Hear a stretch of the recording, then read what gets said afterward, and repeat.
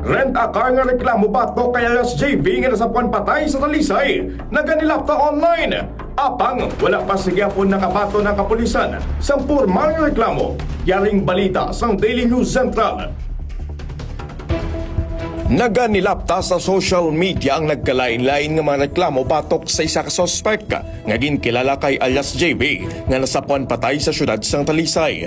Ini ang ginapatian nga ng biktima para magrenta sang salakyan. Apang suno sa kapulisan, wala pa sila sa gihapon nakabaton sang formal nga reklamo nga na-file sa bisan diin na police station Tubtub, Subong. Ginkumpirma ni Police Colonel Eugene Ribadomia, City Director sa Bacolod City Police Office, nga nakita nila sa social media ang mga post sa posibleng mga biktima nga nagpabutyag sa ilang reklamo. Batok sa sospetsado kag ginabalanda naman ang iyang itsura. Suno pa kay Ribadomia nga gina-verify pa sa kapulisan ang background sa sospetsado, lagip na kung may mga kaso ini sa ibang nga lugar sa Negros.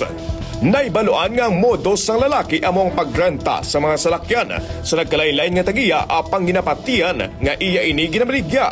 Sa madumduman nga nasapwan ang bangkay ni alias Jayvee sa Barangay Efenio, syudad sang Talisay sang Marso 10. Dugang pa ginatanaw man sang kapulisan nga posible ang biktima sini ang mga taga-Bacolod. Sa Subong, padayon pa ang investigasyon sang kapulisan kung ano ang motibo sa pagpatay sang among nga lalaki. Report nagikan sa patrol ako inyo ka-daily Jimmy Salvano para sa balita malapit sa Pumuluyo.